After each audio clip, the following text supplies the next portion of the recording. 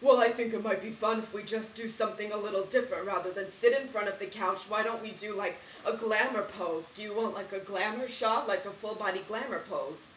We could do it this way too. What about this? It's just like summer fun, relaxing. What do you mean, what am I wearing? Does my hair look okay? Do you like the pixie cut? I think I like this pixie cut. Hi everybody watching out there in Cyberland. Thank you so much for tuning in to BeanerLaRue here on YouTube, or The Deena Show. I am Deena's mother, Lola, and today I will be doing a segment here. I will be doing Deena's 5-fact tag video. Being as it is, I am her mother, I thought that the fun thing to do would be for me to tell you all 5 little known facts about Deena's childhood. So here we go.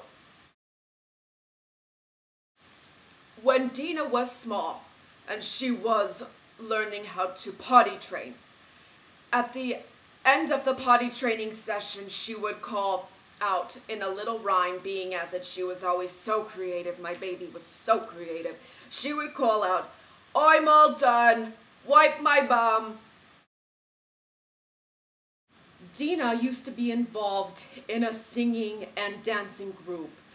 From a very young age, she was always a performer. From age 3, she's been doing this.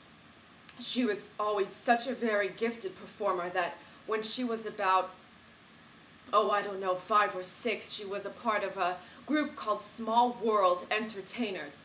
Deena was so great that they asked her, my baby, to have a solo number all by herself. She played the butterfly. She wore a skin-tight bodysuit, full length, played the butterfly, and sang a song about becoming a butterfly from a caterpillar. I believe the words went something like, "I am a caterpillar, the food I eat's a killer. It's called a milkweed and it's poisonous to all, but not to me."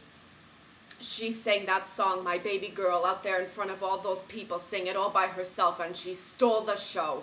She absolutely stole that show. Let's see, another thing about Deena, she loved to play with dolls. She loved her dollies. She played with Barbies mostly. She had so many Barbies, you would not even believe it. But she liked the pretty girl Barbies. She always wanted the princesses, the brides, all the fancy ballerina Barbies. She didn't like to buy the Ken dolls too much.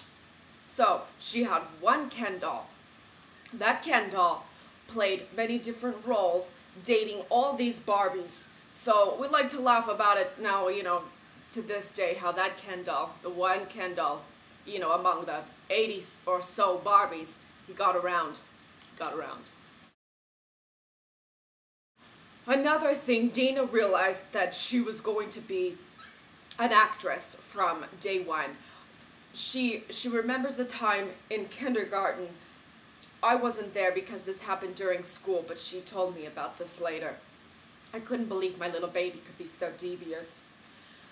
She got in trouble and she got sent to timeout. So there she was, all by herself at a large table, coloring or whatever they were doing.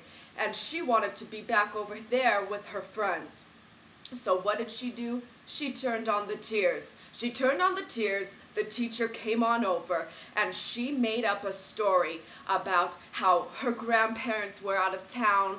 They were in Israel at the time, and she missed them so much. She was so upset, tears pouring out, little face looking up at the teacher. How could the teacher say no? The teacher apologized to her. She said, "Little Deena, oh, I'm so sorry. Here, you go back to your table with your friends." And Deena said, "Hey, that worked." She's always been a trickster. When Deena was little, about 3 years old, she would often come up with crazy outfits, a bunch of pieces that didn't necessarily go together. I don't know where she gets this.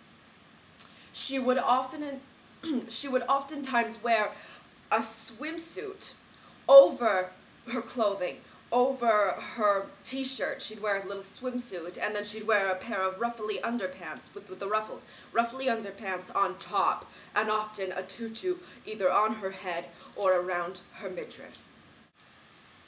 Deena, what kind of comments do you think you're gonna get about your ma? Do you think anyone's gonna call me a MILF? I hope I don't look wrinkly on camera. I'm too young for Botox. This is why I've always told you, don't ever take up smoking, because you end up sounding like Harvey Fierstein.